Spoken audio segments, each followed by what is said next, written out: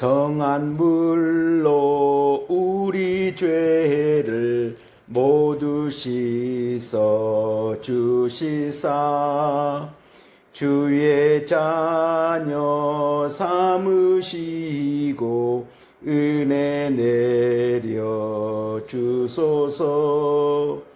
빛난 옷을 입히시고 사랑으로 채우며 주의 성령 임하시니 기쁨 넘치옵니다. 주님 앞에 나온 사람 하늘 잠시 자며에 주의 잔과 생명떡을 받아 먹게 하소서. 죄와 유혹 물리치고 주와 동행하면서 하늘나라 시민 되어 승리하게 하소서. 거룩하신 주의 뜻을 우리 알 수 없으나 주님 앞에 존귀 영광 찬양하게 하소서.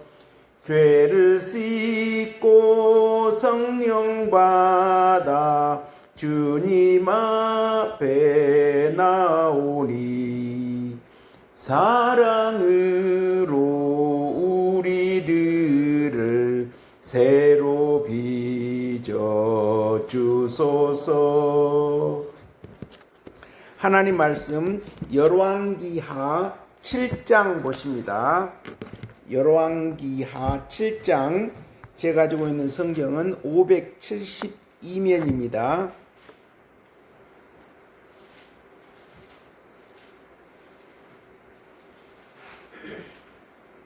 열왕기하 7장 572면 1절부터 8절까지. 열왕기하 7장 1절부터 8절까지 교독하겠습니다. 한 절씩. 엘리사가 이르되 여호와의 말씀을 들을지어다. 여호와께서 이르시되 내일 이맘때에 사마리아 성문에서 고운 밀가루 한 스아를 한 세겔로 매매하고 보리 두 소아를 한 세겔로 매매하리라 하셨느니라. 그때 왕이 그의 손에 의지하는 자 또 한 장관이 나중에 사람에게 대답하여 이르되 여호와께서 하늘에 상을 내리신들 어찌 이런 일이 있으리오하더라. 엘리사가 이르되 네가 내 눈으로 보리라. 그러나 그것을 묻지는 못하리라 하니라.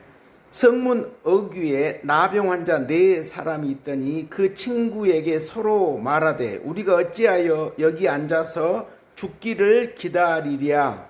만일 우리가 서성으로 가보자 말하나 서로에는 군중이 있으리니 우리가 거기서 죽을 것이요 만일 우리가 여기서 머무르면 역시 우리가 죽을 것이라.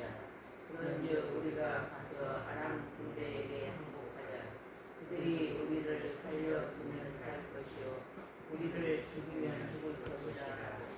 아람진으로 가려 하여 해질 무렵에 일어나 아람 진영 끝에 이르러서 본즉 그곳에 한 사람도 없으니 이는 주께서 아람 군대로 번거 소리와 말소리와 큰 군대의 소리를 듣게 하셨으므로 아람 사람이 서로 말하기를 이스라엘 왕이 우리를 치려하여 햇사람의 왕들과 애굽 왕들에게 감수를 주고 그들을 우리에게 오게 하였다.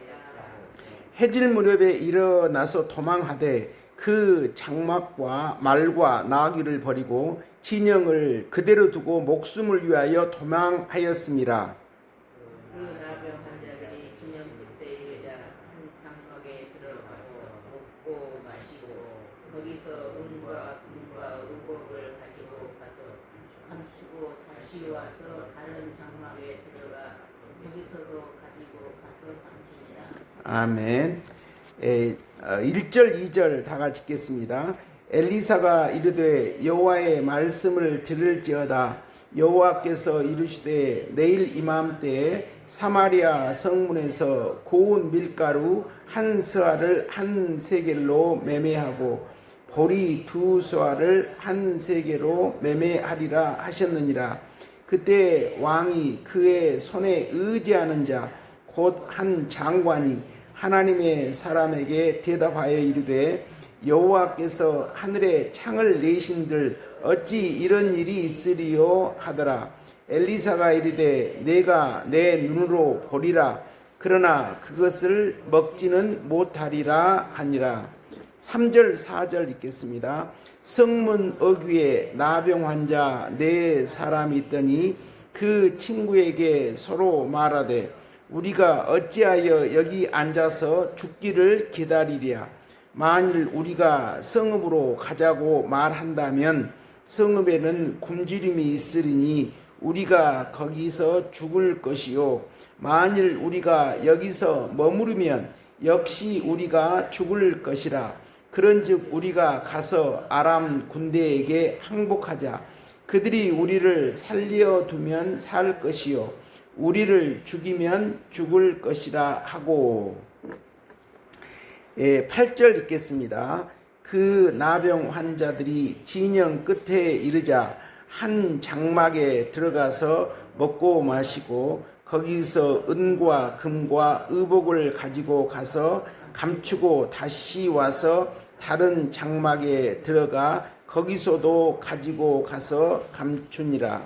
4절 다시 한번 읽겠습니다. 만일 우리가 성읍으로 가자고 말한다면 성읍에는 굶주림이 있으리니 우리가 거기서 죽을 것이요 만일 우리가 여기서 머무르면 역시 우리가 죽을 것이라. 그런즉 우리가 가서 아람 군대에게 항복하자. 그들이 우리를 살려두면 살 것이요 우리를 죽이면 죽을 것이라 하고. 됐습니다. 오늘 본문은 열왕기하 엘리사가 사마리아 성의 기근을 해결하는 그런 장면입니다. 이 앞에 사마리아 성에 기근이 들었습니다. 왜 기근이 들었냐면 그 아람 군대가 북왕국 이스라엘을 포위했습니다. 그러니까 한 성을 포위를 하니까 옛날에는 전쟁을 해서 포위를 하면 거기에 먹을 것이 없고 물도 떨어지고 그러면 항복을 이제 하니까 그렇게 포위를 한 거죠. 그러니까 식량이 비축한 식량이 다 소진되니까 먹을 것이 없으니까 어느 정도로 비싸게 됐냐면 여기서 나귀 머리 하나에 은 80세겔, 비둘기똥 4분의 1갑에 은 5세겔. 그러니까 여기서 제가 어제도 조사해 봤는데 은 한 세겔이 어떤 일하는 노동자 한 분이 10일 내지 한 달 정도 일할 정도의 임금. 그러니까 80세겔이니까 80개월의 임금. 그래서 구약의 그때 당시의 금액으로 인공지능에다 물어봤더니 본다라면 2천만 원 내지 정확하지 않겠죠. 8천만 원 정도 되고 현대 지금 우리의 시세로 생각한다면 아주 적게 잡아도 노동자 한 달 월급을 한 250에 300으로 잡는다라고 하면 연봉 한 3천, 근데 5년 한 1억 5천 정도 돈이 되는 거예요. 그러니까 여기서 나귀머리 하나가 한 지금 돈으로 한 1억 가까이 한다라고 하는, 근데 뭘 정확하지는 않겠죠. 이런 지경이니, 그러니까 먹을 것이라고 하는 것은 하나도 없이 굶주린 상태. 그래서 어느 정도 처참한 지경이냐면 두 여인이 싸우고 있죠. 싸우고 있습니다. 먹을 것이 없으니까 자기 자식을 삶아서 두 여인이 잡아먹고 내일은 네 자식 잡아먹기로 약속했는데 이제 그 내일이 오늘이 되어서 다른 여인이 자기 자식을 안 내놓는 거예요. 그러니까 안 내놓는 것이 또 당연하고 또 자기 자식을 삶아 먹은 여인이 남의 자식을 안 내놓으니까 또 싸우는 것도 한편으로 보면 그럴 만도 하고 있죠. 그래서 그 왕이 그것을 보다가 참 비참하죠. 그래서 이제 왕이 참 묘합니다. 이 왕이 어떤 왕이냐면 북왕국의 여호람 왕인데 그렇게 그런 문제가 생겼다라고 하면 자기가 범죄해서 그런 것이다. 자기 발견을 해야 되는데 남탓합니다. 남탓. 이것이 하나님의 징계를 받는 자, 믿음 없는 자들의 특징입니다. 남탓을 해요. 그러면서 뭐라고 하냐면 사밧의 아들 엘리사의 머리가 오늘 그 몸에 붙어 있으면 하나님이 내게 벌 위에 벌을 내리실지로다.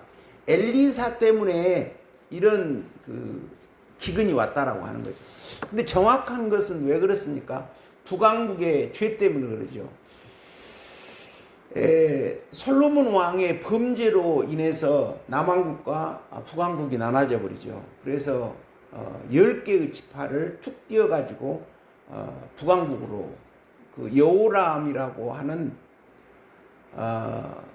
여로보암이라고 하는 솔로몬의 성전 건축을 하고 이 공사를 감독한 그 사람이 똑똑했는데 하나님께 그자에게 북왕국 이스라엘 12지파 10개의 지파를 떼어서 나라를 쪼개버려요. 그러니까 솔로몬의 범죄로 인해서 북왕국과 남왕국이 나눠지죠. 근데 북왕국은 그러니까 여로보암 그 왕이 나도 하나님 말씀대로 잘 살아야겠다. 그래서 율법을 연구하고 선지자들의 말씀을 잘 들으면서 나라를 잘 다스리면 좋겠지만 그렇게 하지 못하죠. 자기가 딱 왕이 되니까 욕심이 딱 생긴 거예요. 그래서 백성들의 마음을 내가 다 붙잡아 두고 솔로몬 성전이 거기에 있을 때 모든 백성들은 거기서 제사를 드려야 되는데 이제 내가 내 정치적인 목적을 위해서 베델과 단에 산당의 제사를 지내도록 하고 자기 중심으로 나라를 만들어 버린 거죠. 그러니까 북왕국의 나라의 왕들은 다 하나님 보시기에 악한 왕들입니다. 그래서 여기 열왕기서에서 하나님은 이 엘리야와 엘리야 선지자와 이 제자인 엘리사, 오늘 본문에는 엘리사죠. 이 선지자를 북왕국에 보내요. 남왕국에 보내는 게 아니죠. 그러니까 죄가 많은 곳에 하나님의 능력 있는 이런 선지자를 보내서 이스라엘 백성들에게 말씀을 주시고 그 문제를 해결하도록 하시죠. 참 그러니까 성경에 이런 말씀이 계시죠. 죄가 더한 곳에 하나님의 은혜가 넘쳤다. 그렇기 때문에 하나님은 또 북왕국을 버리지 않고 아주 구약의 위대한 선지자 엘리야, 엘리사를 거기에 파송을 해서 문제를 해결합니다. 그러니까 엘리사 선지자는 또 어떻게 만들어졌습니까? 하나님의 선지자 엘리야를 수종 들면서 길갈로 또 베델로 여리고로 요단을 건너는 그런 선지자 선생님을 따라다니면서 너 여기 남아있어. 그래. 아닙니다. 순종 못합니다. 저는 선생님을 따르겠습니다. 이렇게 붙조차 따르죠. 그러므로 엘리야의 영광 갑절을 받는 그런 능력을 얻고, 그러니까 이제 거기서도 엘리사가 우리 기준으로 보면은 교회 생활을 충실히 하는 거죠. 그래서 목사님의 주시는 말씀을 잘 듣고 길갈, 베델, 여리고, 요단 이렇게 가면서 우리가 어제 주일 말씀에 성민의 길, 성화가 거룩성을 이루는 그 과정으로 한 걸음 한 걸음 이제 우리도 그렇게 돼야 되는 거죠. 그렇게 해서 지금 엘리사는 이제 변화돼서 하나님의 능력을 가지고 여기서 하나님의 사역을 지금 하고 있습니다.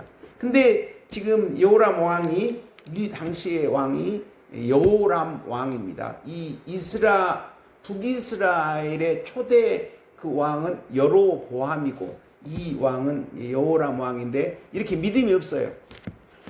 그러니까 여기서도 이 왕이 범죄했기 때문에 하나님과 관계가 끊어졌기 때문에 하나님의 도움을 받지 못해서 그 강대국의 이제 침략으로 이런 어려움을 지금 겪고 있는 그런 상황입니다. 그래서 여기서 이제 엘리사 선자가 이제 구원의 일을 하나님의 능력에 의지해서 이렇게 하고 있죠. 이 성경은 구약 성경은 예수님이 그러셨죠. 모든 이 구약에서 말씀, 그때는 신약이 없었으니까 예수님 당시에는 신약 성경이 없고 이제 예수님이 주신 말씀 그리고 예수님이 돌아가시고 제자들이 기록한 말씀이 신약 성경 아닙니까? 그러니까 예수님 당시에는 성경하면 구약 성경이에요. 이 성경 모든 성경이 예수님이 뭐라고 그러셨어요? 다 모두 나에 대한 이야기다 이렇게 말씀한 거거든요. 그러니까 예수님이 2000년 전에 인간의 몸으로 성육신으로 오신 분이지만 예수님은 태초에 천지를 창조할 때 하나님과 함께 계셨고 성령도 거기 계시고 계속 저는 그렇게 믿습니다. 이 구약의 여호와 하나님이 일을 하실 때 그 성자 하나님도 말씀으로 하나님과 같이 계셨다. 그게 삼위일체의 신앙 아니겠습니까? 그러니까 여기서 그 엘리야는 어떻게 본다라면 여기서 엘리야는 예수님의 모습일 수도 있고 또 이제 우리가 지금 입장에서 이 엘리사의 모습은 지금 현실에서 우리 목사들이 성도님과 더불어서 이제 전도를 하고 한 분을 시험에 드신 분들을 다시 교회로 나오도록 하는 목사가 일을 하는 그런 일하는 모습이라고도 볼 수도 있죠. 이런 상황에서 엘리사가 이렇게 말합니다. 오늘 열왕기하 7장 1절에서 이렇게 비싼 금액으로 판매되는데 내일 이맘때가 되면 이제 정상가격이 된다라고 하는 거죠. 이제 쌀 20kg 한 가마니에 20kg 한 가마니에 한 5만 원 할 겁니다. 아니면 3만 원 할 것입니다. 이렇게 지금 말하고 있어요. 그러니까 여기서 이제 등장하는 인물이 두 종류지 않습니까?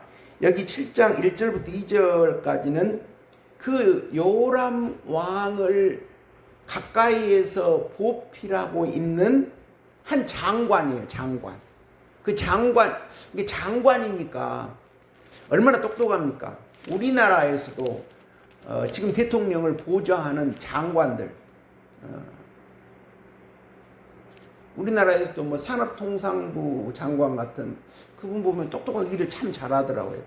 우리 이제 전라도 사람인데 서울대 경제학과를 나와가지고 미국하고 통상할 때 아주 끈질기게 우리나라 이익을 위해서 뛰고 지금도 하는 걸 보면 참 훌륭하다 이런 생각을 하게 되거든요. 그러니까 한 나라의 장관 정도 되려면 1000명, 10,000명, 10만 명, 100만 명 중에서 이렇게 선택받은 사람이 아니겠어요. 근데 그 사람이 믿음이 없습니다. 뭐라고 하냐면 하나님께서 하늘에 창을 내신들 어떻게 이렇게 음식이 식량이 비싼데 이렇게 예를 들어 쌀 20kg 한 가마가 5만 원에 거래될 수 있겠습니까? 이렇게 말합니다. 그런데요, 어떻게 보면 우리가 이제 믿음 없는 말을 합니다. 믿음 없는 말을 해요. 근데 이 사람이 믿음 없는 이 말 때문에 이 성경에서 어떻게 됩니까? 죽습니다. 그러니까 우리가 믿음 없는 말을 툭툭 내뱉는다라고 하는 것이 뭐 저도 지금도 어떨 때 보면 내가 믿음 없는 말 했구나 이런 거 있거든요. 그리고 내가 목회자가 되기 전에는 더 자주 그랬고 그러니까 우리가 믿음 없는 이 말을 한다라고 하는 것이 죄가 아닌 것이 아니라고 하는 겁니다.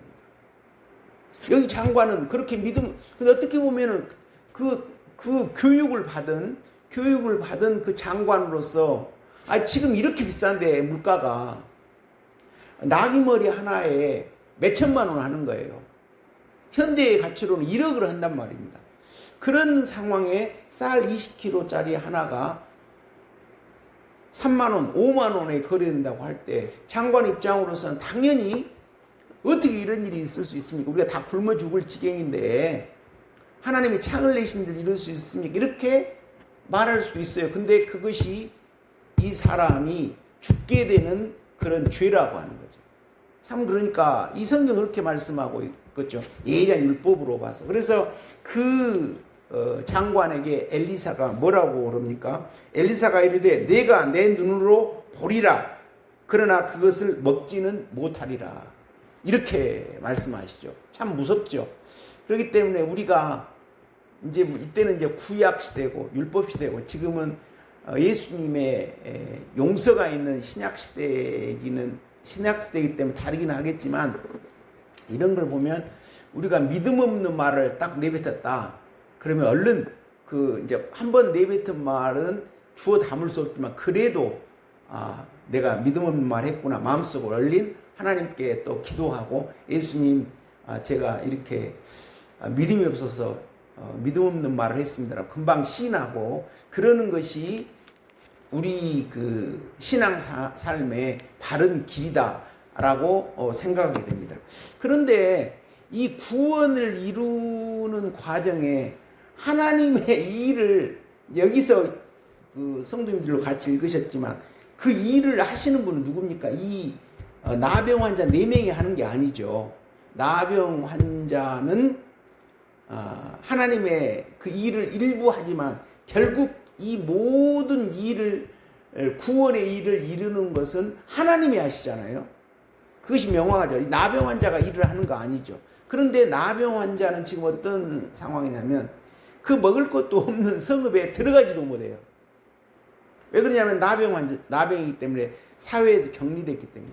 그러니까 성 안에 들어가지도 못하고 그리고 들어간다고 하더라도 거기 먹을 것도 없어서 죽고 또 그러니까 이래도 죽고 저래도 죽어요. 그러니까 아람 군대가 공격한다라면 당연히 죽을 것이고 공격 안 해도 먹을 것도 없어 죽고 이래도 없고 저래도 어쩔 수 없어요. 그럼에도 불구하고 이 성 안에 계시는 분들은 거기에 숨어 있어요. 아람의 공격을 피하기 위해서. 그러니까 뭐 궁극적인 그 삶의 문제가 해결된 게 아니라 일시적인 거죠. 일시적인 거. 죽을 수 있는데 그냥 하루 이틀 버티고 있는 상황이죠. 그때 이 나병 환자가 어떻게 생각합니까? 우리가 여기서 죽는 거나 성 안에서는 받아주지도 않고 그러니까 어떤 생각을 합니까? 우리가 아람 군대로 가자. 그러면 거기서도 우리 적군이가 죽일 수도 있는데 우리 처지가 이렇게 이런 그 병든 자기 때문에 혹시 떡 한 덩어리라도 줄 줄 아냐? 아니면 음식물 쓰레기라도 줄 줄 아냐? 하고 가는 거죠. 그랬을 때 하나님은 그러한 그 결단, 여기도 죽고 저기도 죽으니까 차라리 죽자 하고 가는 거죠. 그런 결단을 하나님이 이용하는 거죠. 그래서 이 4명의 나병 환자가 가는 것이 아주 엄청난 군대가 진격해 오는 소리로 하나님이 바꾸시는 거죠. 그러니까 이런 걸 보면 우리가 믿음, 그러니까 하나님께 나아가는 일 반드시 하나님이 계시는 것과 하나님이 하나님을 믿는 자들에게 상을 주시는 자임을 믿어야 할지니라 그러시죠. 모든 일을 하나님이 하시잖아요. 이 나병 환자가 하는 거 아니죠. 나병 환자는 나는 죽은 인생이다. 이 성읍의 사람들한테도 인정도 못 받아. 그런데 혹 이 아람 진영으로 가면 그들이 먹다 남은 쓰레기라도 먹고 그 배라도 조금 채우고 죽는 것 그것이 낫겠다 하고 우리 이미 죽은 인생 죽자 하고 가는 거죠. 근데요 사실 이 이야기는 제가 우리 총회에 들어올 때 꼭 내 모습이더라고요. 제가 신앙생활을 열심히 하지 않은 것이 아니에요. 왜 그러냐면 하나님 은혜로 너무나 좋은 미군 부대에 근무를 했거든요. 미군 부대 가니까 1980년도인데 그냥 내 숙소는 호텔이에요. 청소도 그 미군이 고용한 한국분이 해주고 한 이만한 공간을 한 3명 있어요. 침대도 있고 책상도 있고 냉장고도 있고 빨래도 그 세탁기가 있고 건조대까지 다 있어요. 그 1983년도에. 그리고 빨래를 하려면 그냥 맡기면 딱 해서 목요일날 갖다 주고. 근데 그것이 하나님께 기도했더니 이렇다. 그래서 나도 양심이 있지. 하나님 나를 좋게 해주시니까 내가 교회를 열심히 다녀야겠다. 그래서 유명한 교회, 서울시내 유명한 교회 다 찾아다녔거든요. 그때 같이 신앙생활했던 내 후임자 한 분은 미국으로 가서 신학을 공부해가지고 여기 온누리교회 재단에서 운영하는 횃불 트리니티 거기 신학교 교수가 됐더라고요. 내가 작년에 한번 만나고 왔는데, 그리고 그때 같이 신앙생활했던 분들이 다 목사가 됐어요. 목사 선교사 한 분 빼고 나보다 더 4살 많았던 그분만 그 한국경제연구원 해가지고 대학 교수 하시고 나머지는 전부 다 목사가 됐더라고요. 그렇게 열심히 신앙생활을 했거든요. 저는 이제 지방에서 사는 사람이기 때문에 이제 그분들 따라서 서울시의 유명한 교회 그리고 새벽 예배 드리고 이랬는데, 물론 이제 거기서 내가 지금 생각하면 정상적인 정통적인 교회의 신앙을 받아들인 게 아니라 그렇지 못한 교회 신앙도 일부 받아들였어요. 이제 그런 것 때문에 이제 내가 완전히 문제가 생긴 거죠.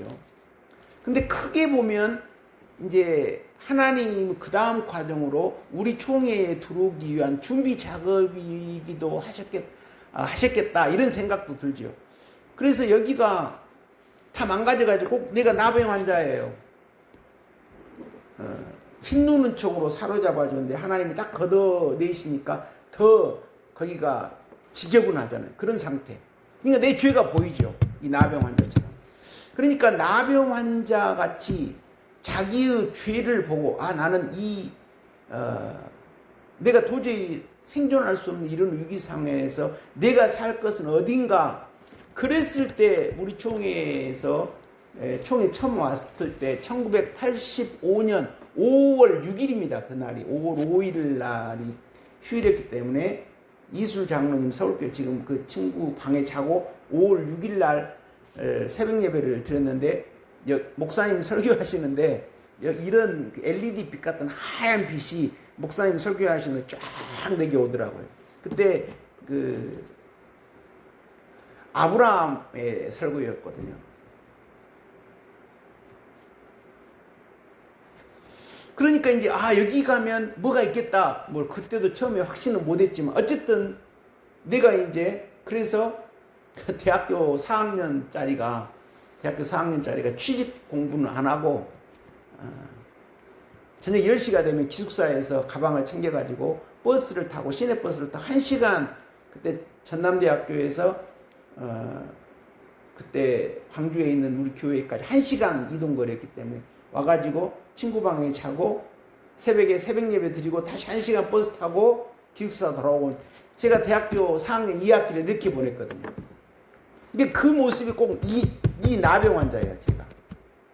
그러니까 제가 왜 그렇게 했겠습니까? 저도 인생에 대한 욕심이 없겠어요. 청년인데 내가 공부 열심히 해가지고 나도 출세해야지. 그게 당연한 거죠. 근데 저는 이 나병 환자 같은 내 죄가 보여서 이 문제를 어떻게 해결할까? 그래서 이제 여기 하나님은 그 나병 그러니까 이 구원을 하나님이 이 엘리사를 통해서, 그러니까 어떻게 보면 이제 엘리사는 예수님 같이 사역을 하시고 하나님은 이 천지 만물을 주관하시는 통치자가 성부 하나님이시죠. 그리고 여기 엘리사는 뭐 예수님이 공생애 때 일하시는 그런 모습과 같이. 그러면서 여기에 나병 환자. 이 나병 환자가 그러니까 하나님의 구원을 먼저 맛보잖아요. 그래서 먼저 여기에서 그 장막에 감추어진 음식들을 먹고 은금을 자기가 챙기고 구원을 그 먼저 하게 된 것은 무엇 때문에 합니까? 자기들의 죄 때문에 그런 거예요. 그러면 이러한 나병 환자의 죄, 이 사람만 죄입니까? 이 사람은 어떻게 본다라면 이 사람들은 먼저 자기들의 죄를 발견한 사람들이에요. 폐일언하고 로마서에서 의인은 없다. 이 세상에 의인은 없다. 다 한 가지 하나님 앞에 의인은 한 사람은 없다. 다 죄로 치우쳐서 유대인도 의인이 없고 이방인도 의인이 없고 이렇게 선언하고 있죠. 그러니까 죄가 없는 분은 인간의 몸으로 입고 오신 예수님 한 분이에요. 심지어 욥 같은 분도 난중에는 내가 회개하나이다. 욥도 하나님께서 이 트집을 잡는 자야 이렇게 책망하시잖아요. 그런데 그 정도의 책망은 우리가 감히 상상할 수 없는 그런 수준이라고 믿습니다. 우리 같은 사람에게 욥 같은 시련을 주면 감당하겠습니까? 감당 못하죠. 욥 같은 분이나 되니까 그렇게 거의 완전한 삶을 사셨는데 이제 속에서 그런 완전한 삶으로 인한 자기 의가 이렇게 있고 근본된 그 죄, 진짜 그 우리 인간의 근본으로 타고난 죄까지 하나님 해결해 주시기 위해서 그런 사탄이를 역이용하는 것이겠죠. 그래서 이제 하나님을 만나지 못하니까 그러면서 자기는 나름대로 최선을 다하여 하나님을 섬겼는데 왜 이런 결과입니까? 라고 하는 그런 것에서 하나님이 책망하시죠. 욥 같은 분도 의인이 아니고 그런데 모두 죄인인데 그러니까 이분들은 이 나병 환자 네 분들은 어쩌저쩌 해가지고 자기의 죄를 발견한 사람이에요. 그리고 성 안에 있는 이 왕을 비롯한 사람도 의인입니까? 근데 하나님의 구원에 먼저 참여한 사람 이 나병 환자예요. 저도 그렇더라고요. 그러니까 나는 문제가 있으니까 내가 대학교 4학년인데 공부를 안 해서 취직을 하려고 하는 것이 아니라 교회 다니고 있는 거예요. 근데 어떻게 보면 또 그렇게 하지 않으면 안 될 정도 내 행편이 됐기 때문에 정확히 내 모습이더라고요. 그래서 저는 이 말씀을 볼 때마다 항상 내 모습을 보게 됩니다. 그래서 이제 먼저 근데 이제 이렇게 나병 환자를 보면은요, 자기들이 먹고 이제 배를 채웠잖아요. 그러니까 자기들이 우리가 아랑군대로 가면 혹시 먹고라도 죽을 수 있지 않을까 이렇게 생각했는데 그 죽는 것이 아니라 음식도 그냥 조금이 아니라 엄청난 많은 음식에 돈까지 이렇게 챙기게 된 거예요. 그러니까 여기에 나병 환자는 어떤 행동을 합니까? 우리가 그대로 있으면 우리는 하나님 우리에게 벌을 내리시겠구나. 이 먹을 것이 있고 여기에 돈이 있고 적군들이 다 놔두고 도망가 버린 이것을 우리 백성들에게 반드시 말해줘야 한다.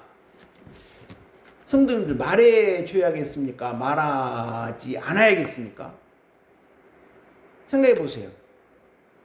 지금 여기서 말씀을 안 하시면 당연히 말해줘야겠다고 그렇게 생각하시죠? 지금 여기 계신 분들 그렇게 생각하시죠? 아멘이시죠? 저도 그랬어요. 제가 우리 총회에 이런 신앙이 있더라. 그래서 제가 고등학교 교사 때 학생들한테 600명이나 다 말했어요. 수업 시간에. 전부 다 말한 겁니다. 근데 그 중에 이제 우리 총회에 남은 사람 10명 좀 되니까. 그러면 제가 4년 동안 거기에 있으면서 한 500명만 잡고 5, 4, 20, 2,000명 아니면 2,000명에게 말했는데 한 10명 정도 건졌거든요. 그러니까 서울 목사님이 말씀하신 천에 하나, 만에 하나 그런 말이 맞죠. 그러면 지금 이제 우리 성도님 입장에서는 이제 우리가 이 나병 환자가 나는 나병 안 걸렸어 그렇습니까? 우리 속에 십자가도의 진리 따라서 우리 심령에 빛이 임하면 우리 속에 죄가 보이잖아요. 이 죄를 보고 예수님께 가는 거죠. 그러면 예수님이 고쳐주셔요. 그래서 평안이 옵니다. 그럼 우리가 평안이 오고 있다라고 하는, 평안이 왔다라고 하는 것은, 내가 이런 죄병이 있는데, 의인은 없다고 그랬으니까, 누구나 다 우리 인간에게는 그 죄가 있으니까요.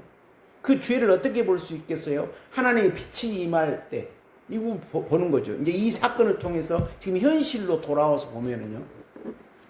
그러니까 자기 죄를 발견한 사람이, 내가 결단하고 교회에 가고, 죽기 살기로 교회 가고, 어쨌든 나는 이 교회 가서 하고, 우리 성도님들 남편이 핍박하고 막 이웃이 뭐라고 한다 하더라도 저도 그랬거든요. 꼭 그렇게만 신앙생활을 해야 되냐? 우리 집 식구들이요.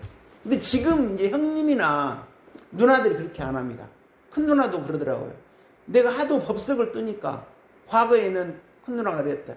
우리 막내는 꼭 그렇게 해야 하나 그래 생각했는데 아니다고. 왜 그러냐면 아버지 구원도 하나님이 저를 사용하셨고 어머니 구원도 저를 사용하셨고 그걸 다 알거든요. 그리고 형이 전남대에다 교회를 만들었어요. 그것도 내가 형이 못 하겠다 하니까 형을 속된 말로 쥐어 팼거든요. 내가 손으로 때렸다 그 말이 아니라 형 그러면 안 돼. 해야지. 형이 총장 떨어져도 해야지. 그러니까 벌떡 일어나가지고 한 10년 뛰니까 교회가 만들어졌다는 거예요.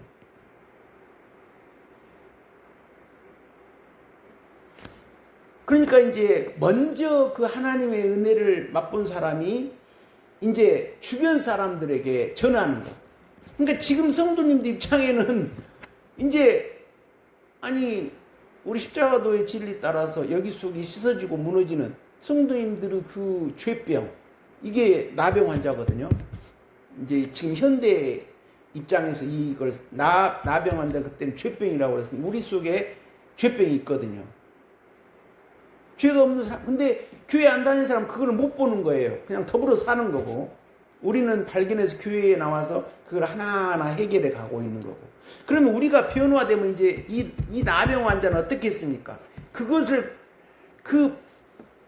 자기 이제 백성들에 가가지고 이렇다 먹을 것이 있다 이렇게 소리치는 거예요. 그러니까 안 믿죠. 저것들이 헛소리 해가지고 적군들이 이용해가지고 성문을 열면 아람 군대가 쳐들어서 우리를 멸망시키려고 하는 것이다. 그런데 또 한번 믿어보자 하는 그런 자들이 이제 비상용으로 만드는 말을 타고 이렇게 정찰을 나오면 과연 그렇다. 진짜로 적군이 다 물러갔다. 하나님이 이래 주신 거 아니에요? 그러니까 이제 백성들이 우르르 몰려와가지고 먹을 것이 있단다. 이 나귀머리 하나에 몇천만 원 하는 것이 저기는 공짜가 있대. 그러니까 사람들이 안 달리 나오겠습니까? 그리고 우르르 나오고 왔다 오니까 이거 그러다가 사람들이 질서를 안 잡히고 해가지고 사람이 큰일 나겠구나 하고 이 장관이 나와서 교통정리를 하다 깔려 죽은 거예요. 그러니까 이제 그것은 그것이고, 그러니까 믿음 없는 말 한 것에 그 하나님의 심판이 임한 거죠. 이 믿음 없는 그 하나님 앞에 건방지게.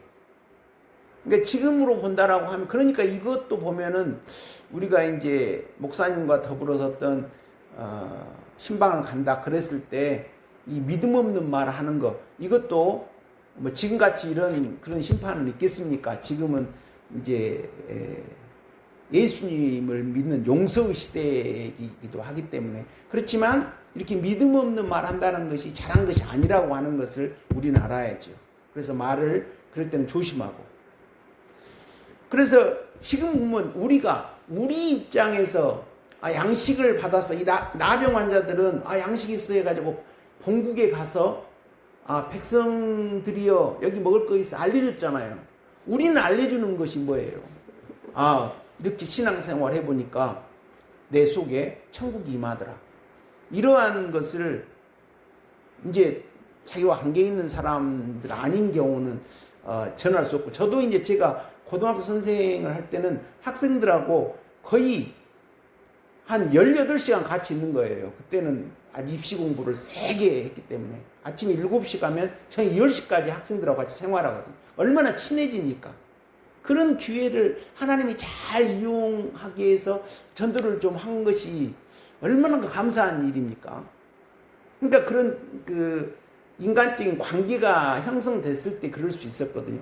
그러니까 성도님 입장에서는 지금 이제 자녀분들 또 우리 이제 이웃들에게 자기 마음을 터놓을 수 있는 사람들한테 이런 복이 있다 이렇게 말할 수 있어야 한다라고. 그러니까 이 나병 환자가 양식이 있다라고 말한다라고 하는 우리가 교회에 나오면 하늘 양식이 있다라고 하는 것을 말할 수 있는 그런 믿음이 있어야 한다라고 하는 거죠. 그러니까 나병 환자들이 그런 말 안 하면 여기 사람들은 구원을 맛보지 못하잖아요. 나병 환자가 말해줬기 때문에 그렇게 구원을 맛본 것이지. 그것이 우리에게는 전도하는 겁니다. 자식들에게, 부모님들에게 이렇다라고. 오늘 이 말씀을 통해서 두 인물이죠. 한 사람은 세상적으로 그렇게 똑똑한 분이에요.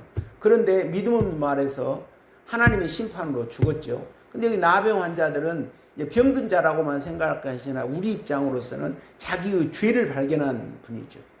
어제의 말씀 가운데 가나안 여인도 집안에 그 딸이 귀신 들었다라고 하는 그런 자기 입장에서는 저주받은 인생 아닙니까? 오히려 그것이 예수님을 찾아서 오히려 그 저주가 복으로 바뀌는 그런 일을 우리가, 그러니까 예수님을 안 만나면 저주로 끝나겠죠.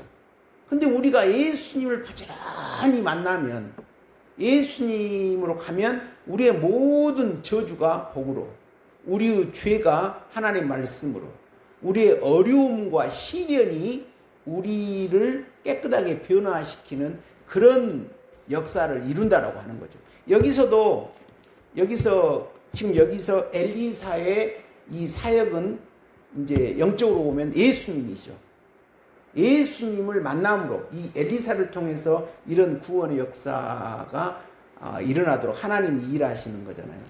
우리가 이런 하나님을 믿고 하나님께 구하고 오늘 하루도 그래서 우리가 우리의 죄 문제를 해결하고 하나님의 구원의 역사를 힘입는 저와 성도님들이 되시기를 우리 주님의 이름으로 축원드립니다.